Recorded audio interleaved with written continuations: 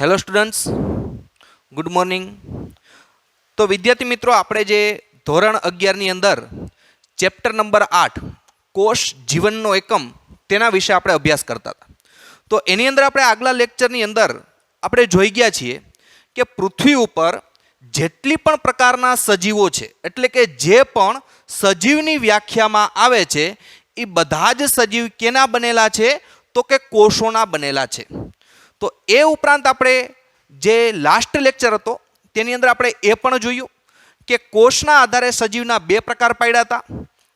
એક કોષીય સજીવ અને બીજું બહુકોષીય સજીવ. હવે એક કોષીય સજીવ આપણે કેને કહેતા હતા?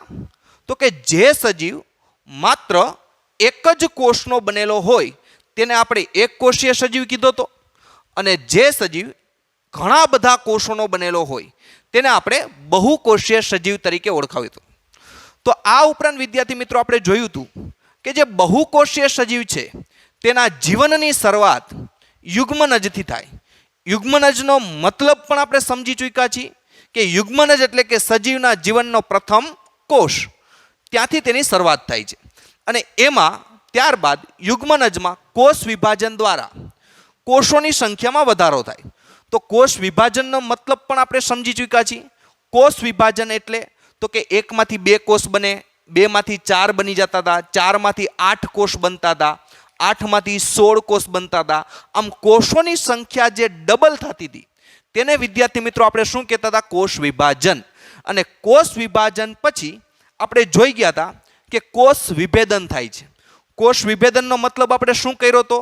તો કે કોષ વિભેદન એટલે કે કોષોની સંખ્યા વધી જાય ત્યારબાદ કોષોમાંથી પેશી બને છે, પેશીમાંથી આપણે જે અંગ બને છે અને અંગતંત્ર બને. આ ઘટનાને આપણે કોષ વિભેદન કીધી હતી, જેની આકૃતિ સહ આપણે લાસ્ટ લેક્ચરની અંદર સમજૂતી લીધી. હવે વિદ્યાર્થી મિત્રો, આજનો આપણો જે ટોપિક છે તે આપણે જોઈએ કે ભાઈ કોષ એટલે શું, તેના વિશે આપણે અભ્યાસ કરવાનો છે. તો આપણે જોઈએ આજે જે આપણો ટોપિક છે કે ભાઈ કોષ એટલે શું.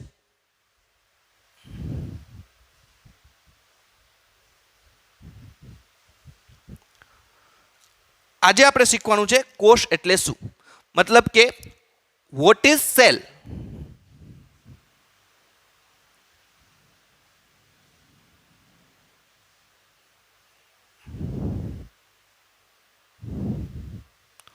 કોષ એટલે શું તેના વિશે આપણે અભ્યાસ કરવાનો છે.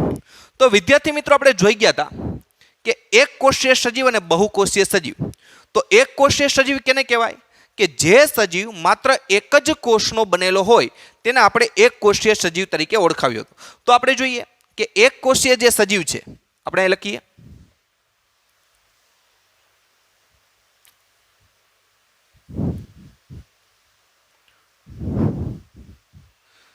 એક કોષીય સજીવ.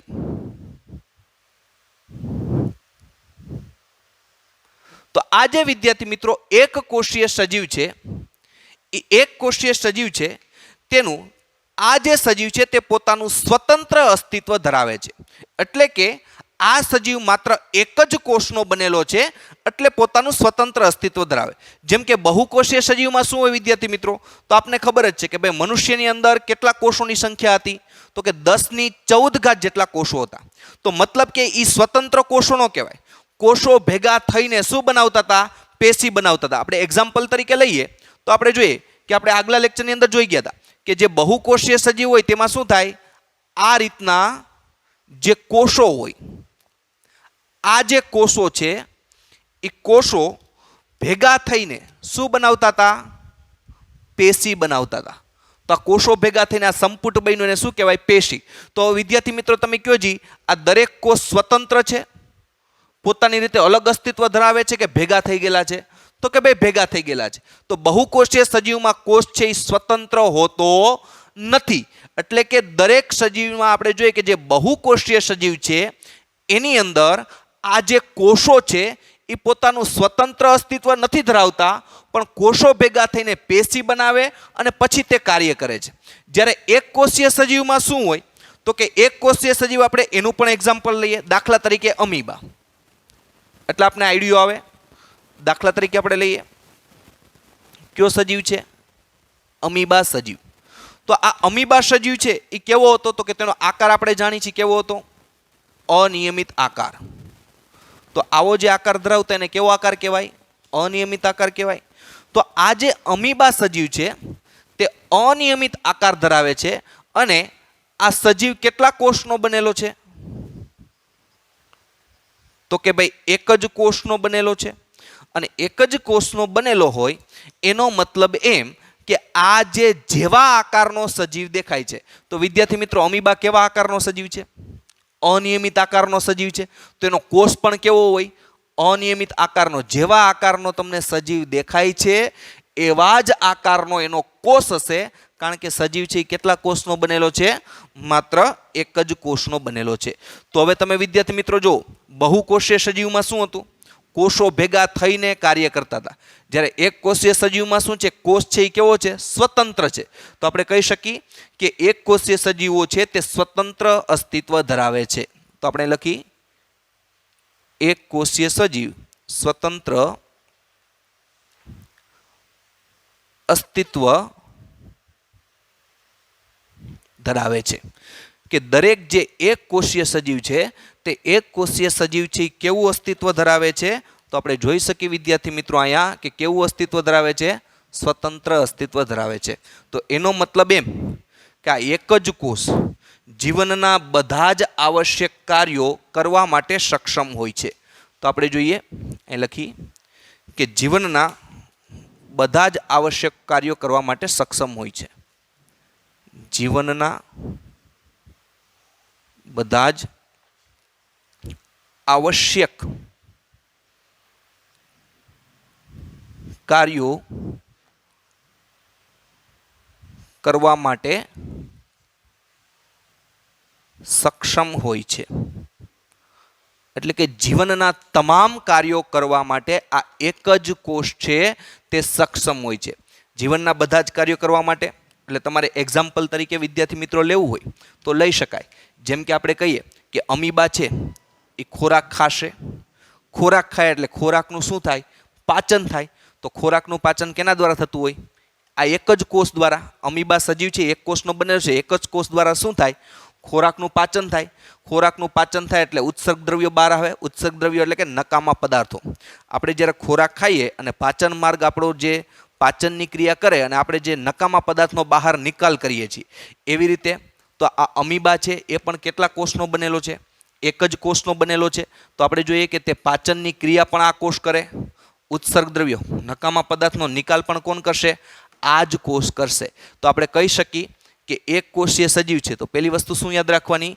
કે તે પોતાનું સ્વતંત્ર અસ્તિત્વ ધરાવે છે. સ્વતંત્ર અસ્તિત્વ એટલે કે એક કોષીય સજીવ છે માત્ર એક જ કોષનો બનેલો છે એટલે સ્વતંત્ર છે, કોઈ સાથે જોડાયેલો નથી. બીજું કે જીવનના બધા જ આવશ્યક કરવા માટે તે કેવો હોય છે? સક્ષમ હોય છે. જીવનના બધા જ કાર્યો એટલે જેમ કે આ એક જ કોષ દ્વારા પાચનની ક્રિયા પણ થશે. ઉત્સર્ગ પદાર્થોનો નિકાલ એટલે કે નકામા પદાર્થનો બહાર નિકાલ પણ એક જ કોષ કરશે. તમામ કાર્યો છે એ કેના દ્વારા થશે?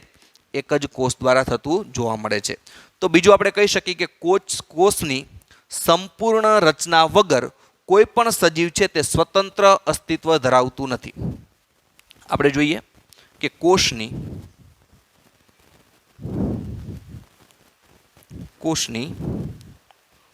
સંપૂર્ણ રચના વગર કોઈ પણ સજીવ સ્વતંત્ર અસ્તિત્વ અથવા તો કોઈનું સ્વતંત્ર અસ્તિત્વ હોતું નથી. કોઈનું સ્વતંત્ર અસ્તિત્વ હોતું નથી. તો આનો મતલબ શું થાય વિદ્યાર્થી મિત્રો? કે કોષની સંપૂર્ણ રચના વગર કોઈનું સ્વતંત્ર અસ્તિત્વ હોતું નથી. એટલે કે જે પણ સજીવની વ્યાખ્યામાં આવે છે એ સજીવની વ્યાખ્યામાં જે પણ સજીવ આવતો હોય ફરજિયાત કોષોનો જ બનેલો હોય. એટલે કે જે પણ સજીવ હશે એ બધા જ સજીવ છે એ કેના બનેલા છે? કોષોના બનેલા છે. જો એ નિર્જીવ ઘટક હોય, જેમ કે પથ્થર છે એ કેવો ઘટક છે વિદ્યાર્થી મિત્રો? તો કે નિર્જીવ ઘટક છે. તો નિર્જીવ ઘટક હોય એટલે એનો મતલબ એમ કે એની અંદર શું નથી? કોષો નથી. પણ જેમ કે આપણે જોઈએ બેક્ટેરિયા છે એ કેવા છે? તો કે સજીવ છે. તો સજીવ હોય તો કેનો બનેલો હોય? કોષનો બનેલો હોય. વનસ્પતિ છે કેમાં આવે? સજીવ છે. તો સજીવ છે કેના બનેલા હોય? કોષના બનેલા હોય. તો પ્રાણીઓ છે કેમાં આવે? સજીવમાં આવે. તો એનો મતલબ એમ કે કેના બનેલા છે? કોષના બનેલા હશે. આમ બેક્ટેરિયાથી લઈને મોટામાં મોટા કદના પ્રાણીઓ જો એ સજીવની વ્યાખ્યામાં આવતા હોય એટલે તે કેના બનેલા હોય? ફરજિયાત કોષોના જ બનેલા હોય છે. એટલે આપણે લખ્યું છે કે કોષની સંપૂર્ણ રચના વગર કોઈનું સ્વતંત્ર અસ્તિત્વ હોતું નથી. એટલે કે કોઈ પણ સ્વતંત્ર જીવનનું અસ્તિત્વ નથી. આપણે એમ પણ કહી શકીએ કોઈ પણ સ્વતંત્ર જીવનનું અસ્તિત્વ નથી. મતલબ કે જે પણ સજીવ હશે એ ફરજિયાત કેનો બનેલો હશે? કોષનો જ બનેલો હોય તો જ એને સજીવ તરીકે ઓળખવામાં આવે છે. હવે ત્યારબાદ વિદ્યાર્થી મિત્રો આપણે જોઈએ કે કોઈ પણ જીવન તે કોષની સંપૂર્ણ રચના વગર શક્ય નથી. તો આ જ કારણસર આપણે લખી શકીએ આ જ કારણસર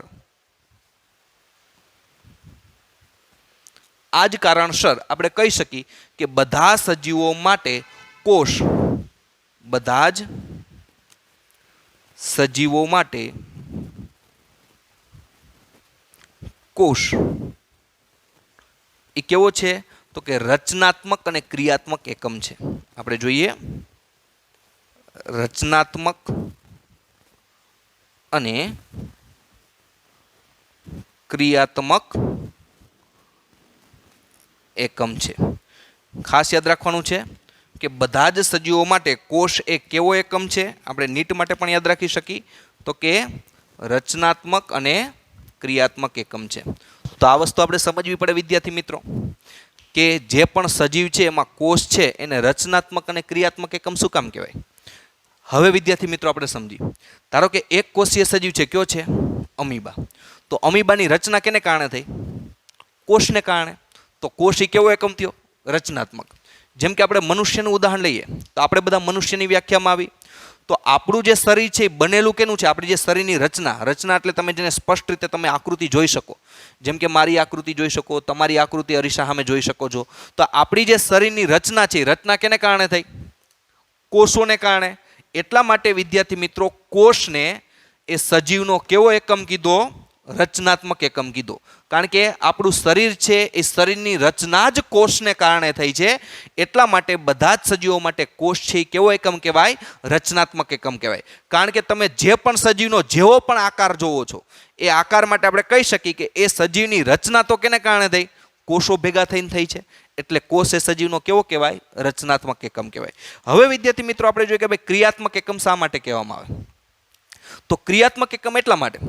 હવે આપણે એક સામાન્ય વસ્તુ સમજીએ. આપણું શરીર છે વિદ્યાર્થી મિત્રો કેનું બન્યું છે? તો કે કોષોનું. કેનું બન્યું છે? કોષોનું. તો હવે આપણા શરીરના તમામ કાર્યો પણ કોણ કરતું હોય? કોષો જ કરતું હોય. જેમ કે વિદ્યાર્થી મિત્રો એક્ઝામ્પલ તરીકે લઈએ, આપણો જે પાચન માર્ગ છે એ પાચન માર્ગ કેનો બન્યો છે? કોષોનો બન્યો છે. કારણ કે આપણું આખું શરીર જ કેનું બનેલું છે? કોષોનું બનેલું છે. તો આપણો જે પાચન માર્ગ છે એ પાચન માર્ગ પણ વિદ્યાર્થી મિત્રો કેનો બન્યો હશે? તો કે પાચન માર્ગ પણ કોષોનો જ બન્યો હોય. તો આપણે જે ખોરાક ખાઈએ છીએ તો ખોરાકનું પાચન કેના દ્વારા થાય? તો કે ભાઈ પાચન માર્ગ બન્યો છે કેનો? કોષોનો. તો પાચનની ક્રિયા પણ કોણ કરે? કોષો જ કરે. તો તમામ કાર્યો પણ કોણ કરે છે? કોષો કરે છે. તો એટલા માટે વિદ્યાર્થી મિત્રો આપણે કહી શકીએ કે સજીવો માટે કોષ એ કેવો એકમ છે? રચનાત્મક અને ક્રિયાત્મક એકમ તરીકે ઓળખી શકાય. તો આ તો વિદ્યાર્થી મિત્રો વાત થઈ કે આપણે જોયું કે કોષ એટલે શું. હવે તમને ખબર પડી ગઈ હશે કે એક કોષીય સજીવ અને બહુકોષીય સજીવમાં એક કોષીય સજીવ હોય કેવા હોય? તો કે સ્વતંત્ર અસ્તિત્વ ધરાવતા હોય. શું કામ? કારણ કે એક કોષીય સજીવ છે માત્ર એક જ કોષના બનેલા હોય એટલે સ્વતંત્ર અસ્તિત્વ ધરાવતા હોય. હવે એક કોષીય છે સજીવ જીવનના બધા જ કાર્યો કરવા માટે આ એક જ કોષ સક્ષમ હોય. જીવનના બધા જ કાર્યો કરવા માટે એટલે પાચન કરવા માટે, આ ઉપરાંત બીજું આપણે જોઈએ કે ઉત્સર્જન નકામા પદાર્થનો નિકાલ કરવા માટે, આ બધી ક્રિયાઓ માટે આ એક જ કોષ સક્ષમ હોય છે. બીજી વસ્તુ કે કોષની સંપૂર્ણ રચના વગર કોઈ પણ સ્વતંત્ર જીવન અસ્તિત્વ હોતું નથી. મતલબ કે જે પણ સજીવની વ્યાખ્યામાં આવતા હશે એ સજીવ ફરજિયાત કેના બનેલા હશે? કોષોના જ બનેલા હોય. એટલે એનો મતલબ એમ કે કોષની સંપૂર્ણ રચના વગર કોઈ પણ સ્વતંત્ર અસ્તિત્વ ધરાવી શકતું નથી. બીજું, આ જ કારણસર કે સજીવ છે બધા કેના બનેલા છે? કોષોના બનેલા છે. આ જ કારણસર બધા જ સજીવો માટે કોષ છે એ કેવો એકમ છે? ફરીથી રિપીટેશન કરી, કેવો છે? રચનાત્મક અને ક્રિયાત્મક એકમ છે. મતલબ કે સજીવનું શરીર છે તે કોષોનું બનેલું છે, એટલે એની રચના કોષોને કારણે થઈ, એટલે રચનાત્મક, અને તમામ કાર્યો પણ કોણ કરતું હોય શરીરની અંદર? કોષો. જેમ કે આપણે કેનું ઉદાહરણ લીધું હતું? ખોરાકના પાચનનું. તો આપણા પેટની અંદર જ્યારે ખોરાક જાય તો એ ખોરાકનું આપણે ખબર છે પાચન થાય, જેમાંથી આપણે શક્તિ મળે. તો આ પાચન થાય એટલે ક્રિયા પણ કોણ કરતું હશે? પાચનની ક્રિયા કરી તો ક્રિયા પણ કોણ કરે? કોષો જ કરે. એટલે આપણે એને ક્રિયાત્મક એકમ તરીકે પણ ઓળખી શકીએ. હવે વિદ્યાર્થી મિત્રો આપણે જોઈએ, આપણે કહી છીએ ક્યારના કે ભાઈ આ કોષ છે, કોષ છે. આ કોષને સૌ પ્રથમ જોયો તો કોને? તો એના માટે એક વૈજ્ઞાનિક છે. એ વૈજ્ઞાનિકનું આપણે નામ જોઈએ.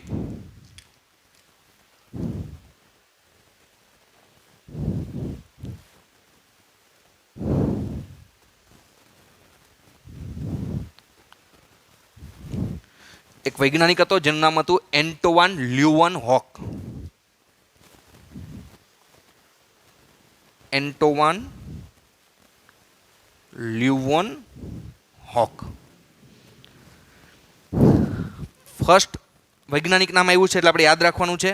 નીટ માટે પણ આપણા માટે ઉપયોગી છે. જેમ કે એન્ટોવાન લ્યુવનહોક નામનો વૈજ્ઞાનિક હતો. તેને સૌ પ્રથમ 1674ની સાલમાં, યાદ રાખજો કઈ સાલમાં? 1674ની સાલમાં સૌ પ્રથમ જીવંત કોષ જોયો. ખાસ યાદ રાખવાનું છે. સૌ પ્રથમ કેવો કોષ જોયો? તો જીવંત કોષ જોયો છે. એની આપણે ઉપર હાઇલાઇટ કરી. સૌ પ્રથમ જીવંત કોષ જોયો અને તેનું વર્ણન કર્યું. યાદ રાખજો વિદ્યાર્થી મિત્રો, ખાસ કયો છે વૈજ્ઞાનિક? તો કે એન્ટોવાન લ્યુવનહોક નામનો વૈજ્ઞાનિક હતો. એને 1674ની સાલમાં સૌ પ્રથમ કેવો કોષ જોયો હતો? તો કે જીવંત કોષ જોયો હતો. આ વસ્તુ પર ખાસ ફોકસ કરજો કે સૌ પ્રથમ એને જીવંત કોષ જોયો હતો અને તેનું વર્ણન કર્યું હતું. તો આ ઉપરાંત વિદ્યાર્થી મિત્રો આપણે થોડુંક નીટ માટે પણ સાથે સાથે એક્સ્ટ્રામાં લઈએ. આ તમારે એક્સ્ટ્રા નોંધમાં લખવાનું છે. તો નીટ માટે આપણે થોડુંક એક્સ્ટ્રા જોઈએ.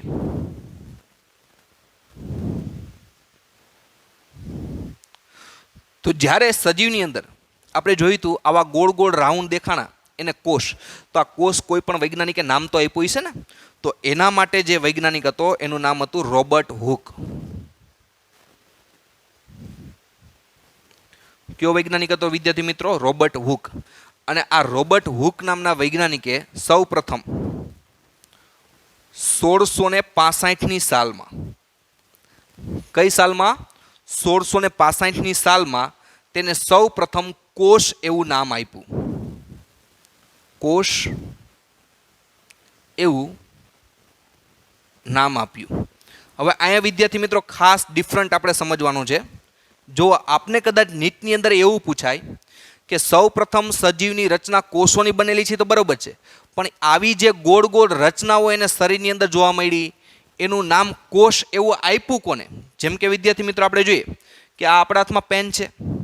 આ પેનથી આપણે લખીએ છીએ. તો આને માર્કલ એવું પેલું નામ આપનાર કોક હશે, ત્યારથી આપણે આને શું કહીએ છીએ? માર્કલ તરીકે ઓળખીએ છીએ. જેમ કે બીજું આપણે જોઈએ પંખો, ફેન ફરે છે તો એને પેલું નામ પંખો એવું કોઈ આપેલું હોય છે. એવી જ રીતે સજીવના શરીરની અંદર આવા જે ગોળ ગોળ આવા જે રાઉન્ડ જોવા મળ્યા એને કોષ એવું નામ આપનાર વૈજ્ઞાનિક કોણ હતો? રોબર્ટ હુક હતો. કઈ સાલમાં? 1665માં. પણ એને જે વનસ્પતિના કોષનો અભ્યાસ કર્યો હતો તેની અંદર તેને મૃત કોષ દિવાલ જોવા મળી હતી. શું થયું હતું? આપણે જોઈએ કે મૃત કોષ દિવાલ જોવા મળી. અને એના પરિણામે એને જે સૂક્ષ્મદર્શક યંત્રનો ઉપયોગ કર્યો હતો તેની અંદર તેને કોષને એનું સ્પષ્ટ વર્ણન કરી શક્યો નહીં. તો આપણે જોઈએ કોષનું સ્પષ્ટ વર્ણન કરી શક્યો નહીં.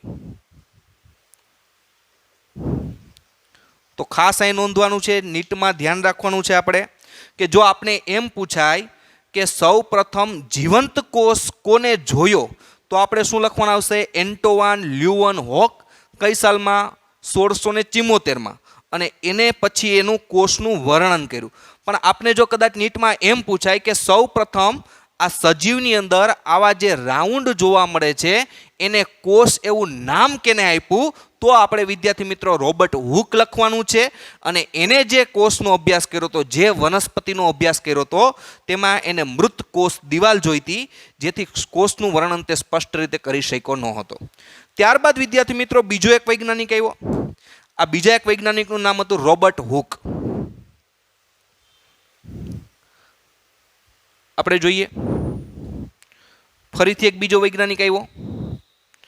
આ બીજા વૈજ્ઞાનિકનું નામ હતું રોબર્ટ હુક. આપણે જોઈએ રોબર્ટ બ્રાઉન. Robert brown. તો વિદ્યાર્થી મિત્રો આપણે જોઈએ કે સૌ પ્રથમ આપણે ગોળ કોષ દોરીએ. આ કોષ એવું નામ આપનાર વૈજ્ઞાનિક કોણ હતો? Robert Hooke. 1665માં. પણ સૌ પ્રથમ એને જીવંત કોષ કોને જોયો હતો? તો કે એન્ટોવાન લ્યુવન હોક, અને તેનું વર્ણન કર્યું હતું. તો હવે આપણે વિદ્યાર્થી મિત્રો એક રોબર્ટ બ્રાઉન નામના વૈજ્ઞાનિકે કોષ કેન્દ્રની શોધ કરી. સૌ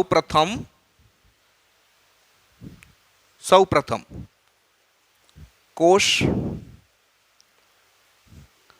કેન્દ્રની શોધ કરી.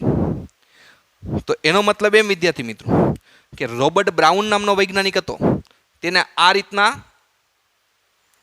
કોષનું તો વર્ણન થઈ ચૂક્યું હતું. આ કોષ હતો.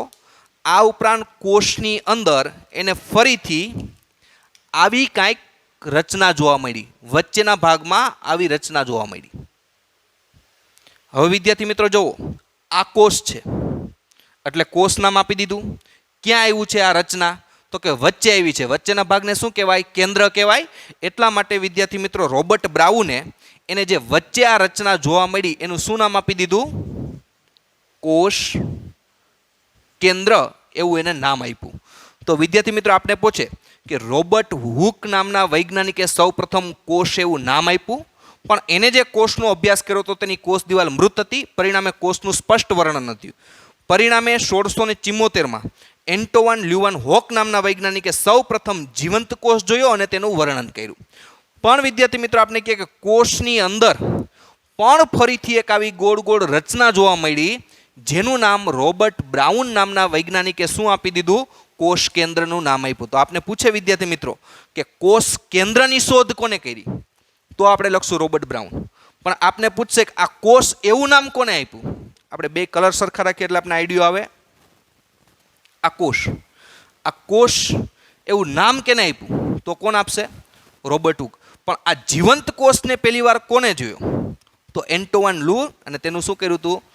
વર્ણન કર્યું હતું. તો વિદ્યાર્થી મિત્રો આ વાત થઈ કોષ એટલે શું. તો હવે વિદ્યાર્થી મિત્રો આપણે જોઈએ આગળ કે ભાઈ કોષવાદ એટલે કે આ જ્યારે કોષની શોધ થઈ ગઈ, કોષ કેન્દ્રની શોધ થઈ ગઈ, ત્યારબાદ અલગ અલગ વૈજ્ઞાનિકોએ કોષ વિશે થોડીક ચર્ચા વિચારણા કરી, એટલે એને વિદ્યાર્થી મિત્રો શું નામ આપ્યું? કોષવાદ. તો હવે આપણે આગળ નેક્સ્ટ લેક્ચરમાં આપણે જોઈએ કોષવાદ વિશે અભ્યાસ કરી. ઓકે વિદ્યાર્થી મિત્રો, થેન્ક યુ.